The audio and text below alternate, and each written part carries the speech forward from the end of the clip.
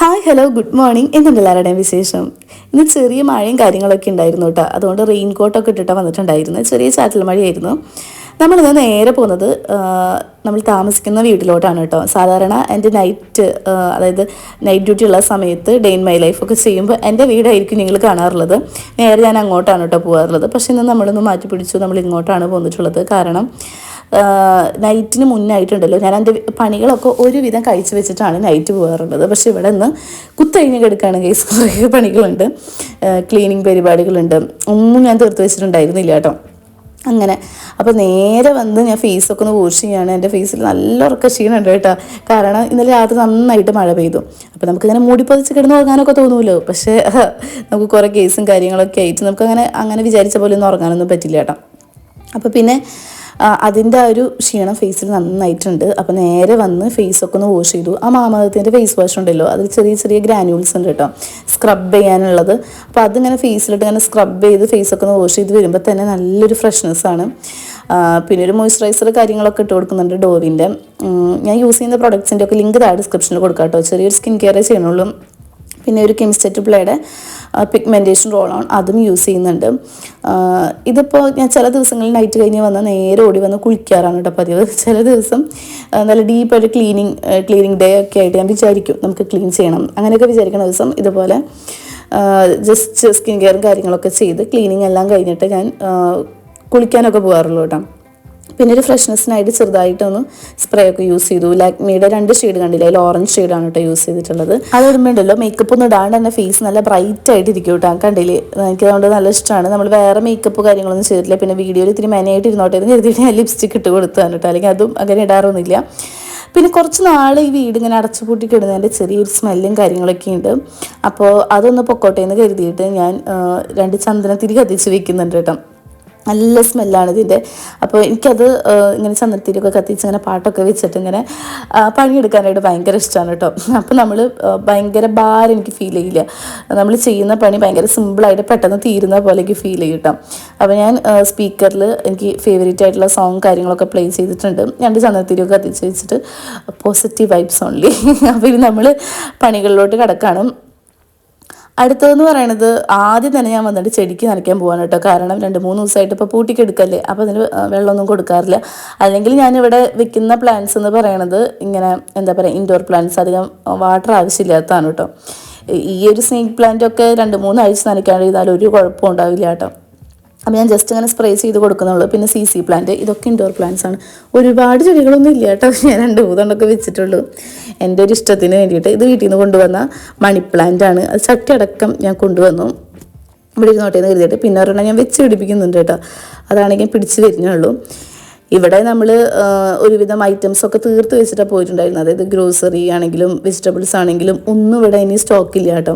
Night പോണതിൽ മുന്നേ ഒരാഴ്ച നമ്മളിവിടെ ഉണ്ടാവില്ലല്ലോ. അത് കാരണം കുക്കിങ് കാര്യങ്ങളൊന്നും ഇല്ലാത്തതുകൊണ്ട് എല്ലാം തീർത്ത് വെച്ചിട്ടാണ് കേട്ടോ പോകാറുള്ളത്. അതുകൊണ്ട് തന്നെ ഇവിടെ ഒരു ഐറ്റംസും സ്റ്റോക്ക് ഉണ്ടാവില്ല. ഇപ്പം ഇടയ്ക്ക് കയറി വന്നുകൊണ്ട് തന്നെ ഒന്നും തിന്നാനുണ്ടായിരുന്നില്ല. കുറച്ച് എഗ്ഗ് ഇരിപ്പുണ്ടായിരുന്നു. അപ്പോൾ അത് പുഴുങ്ങാന്ന് കരുതി ബ്രേക്ക്ഫാസ്റ്റ് ആയിട്ട്. ഇപ്പം ഞാൻ വരുന്ന വഴിക്ക് ഒരു കട തുറന്നിട്ടുണ്ടായിരുന്നു കേട്ടോ. അപ്പോൾ അവിടെ കയറിയിട്ട് കുറച്ച് ചില്ലറ ഐറ്റംസൊക്കെ വാങ്ങിച്ചിട്ടുണ്ട്. അല്ലെങ്കിൽ ഞാനിന്ന് പട്ടിണിയാവുമെന്ന് എനിക്ക് നല്ല ബോധ്യമുണ്ട്. അങ്ങനെ പിന്നെ ഞാൻ നൈറ്റ് പോണതിൽ മുന്നേ കുറച്ച് പാല് മാറ്റി വെച്ചിട്ടുണ്ടായിരുന്നു. അപ്പോൾ അതെടുത്തിട്ട് ബൂസ്റ്റ് ഉണ്ടാക്കാമെന്ന് കരുതിയിട്ട് ആ പാലും എടുത്തിട്ടുണ്ട് കേട്ടോ. ഇന്നത്തെ നമ്മുടെ പരിപാടികളെന്ന് പറയുന്നത് ഡീപ്പായിട്ട് കുറച്ച് ക്ലീൻ ചെയ്യണം, അടിച്ചു വാരണം. തൊടയൊന്നും നടക്കുമെന്ന് എനിക്ക് തോന്നുന്നില്ല. കുറച്ച് മാറാലൊക്കെ തട്ടി അടിച്ചു വാരി പിന്നെ തുണി ഒരു 2-3 ട്രിപ്പ് കഴുകാനായിട്ടുണ്ടായിരിക്കും. എൻ്റെ ലോണ്ടറി ബാസ്ക്കറ്റ് ഇങ്ങനെ നിറഞ്ഞ് കവിഞ്ഞിരിക്കുകയാണ്. സാധാരണ ഞാനിതൊക്കെ തീർത്ത് വെച്ചിട്ട് പോകാറുള്ളത്. പക്ഷേ ആമിയുടെയും എൻ്റെയും ചേട്ടൻ്റെയും ഒക്കെ ആയിട്ട് ഒരുപാട് തുണിയുണ്ട് കേട്ടോ. അപ്പോൾ അതൊക്കെ നമ്മൾ കഴുകാനായിട്ട് ഇട്ടിട്ടുണ്ട്. ഞാൻ ഉണ്ടല്ലോ ചില നൈറ്റ് ഇങ്ങോട്ട് വരികയില്ല, നേരെ എൻ്റെ വീട്ടിലോട്ട് പോവുക. അങ്ങനെ പോയി കഴിഞ്ഞാൽ എനിക്ക് പിന്നെ ഇങ്ങോട്ട് വരാനായിട്ട്, രണ്ടാമത് വരാനായിട്ട് നല്ല മടിയായിരിക്കും കേട്ടോ. അതുകൊണ്ടാണ് ഞാൻ ഇന്ന് നേരെ നമുക്ക് ഇങ്ങോട്ട് വരാമെന്ന് കരുതിയത്. അല്ലെങ്കിൽ പിന്നെ എനിക്ക് മടി പിടിച്ചിട്ട് ഞാൻ ഈ പരിപാടികളൊക്കെ ക്യാൻസൽ ചെയ്യും. പിന്നെ നൈറ്റ് കഴിഞ്ഞ് വന്ന് ചെയ്യുമ്പോൾ ഭയങ്കര ഭാരമാണ് കേട്ടോ, എല്ലാം കൂടെ തലയിലാവും. അങ്ങനെ നമ്മുടെ എഗ്ഗൊക്കെ നന്നായിട്ട് വെന്ത് വന്നിട്ടുണ്ട് കേട്ടോ. ഈ മുട്ട ചിലർ വേവിക്കുമ്പോൾ പൊട്ടിപ്പോകുന്നു പറയില്ലേ, എനിക്ക് ആദ്യം അറിയണ്ടായിരുന്നില്ല. അറിയാത്തവരുണ്ടെങ്കിൽ ഞാൻ പറഞ്ഞുതരാം.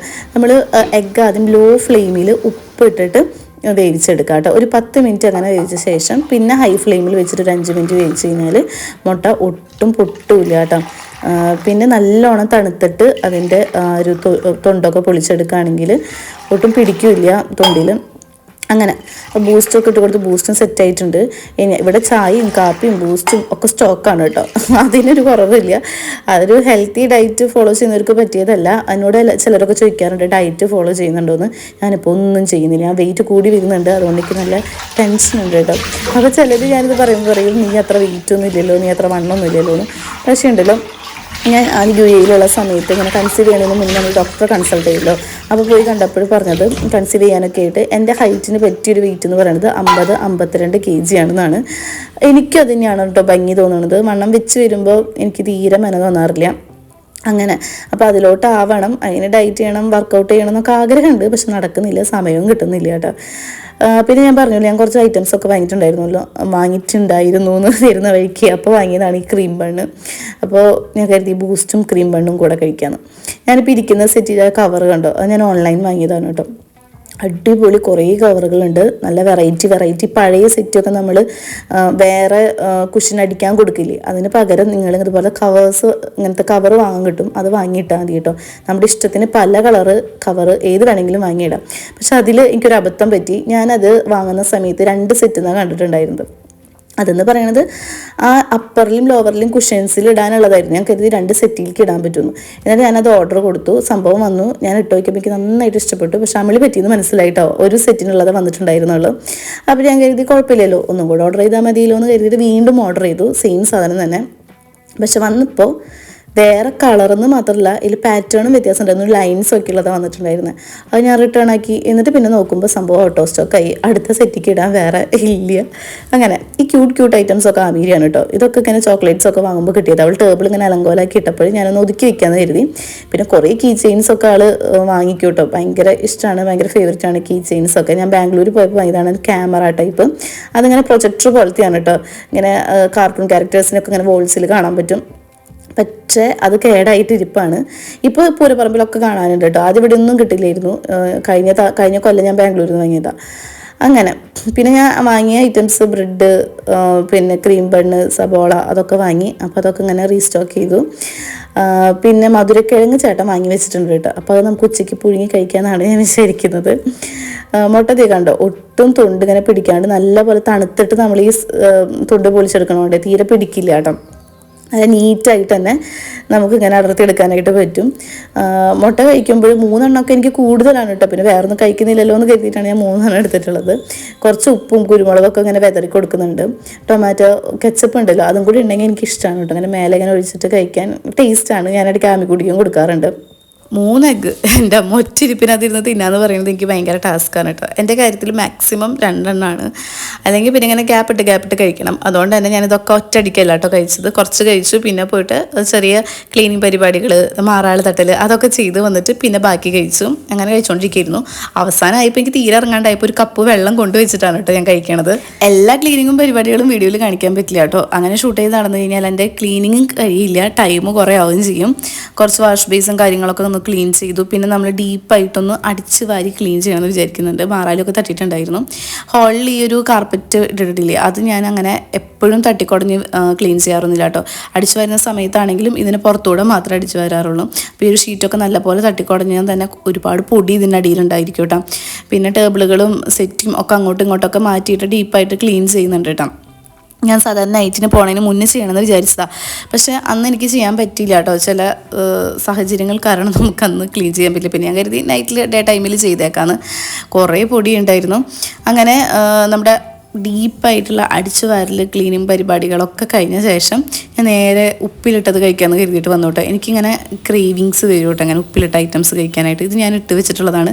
ഈ കുപ്പി നിറച്ചും ഉണ്ടായിരുന്നു. പക്ഷേ എടുത്ത് തീർന്നു കേട്ടോ. ഞാൻ തന്നെയാണ് ഇങ്ങനെ എടുത്ത് കഴിക്കാറുള്ളത്. വെറുതെ തിന്നും, അല്ലാണ്ട് ചോറിൻ്റെ കൂടെയും.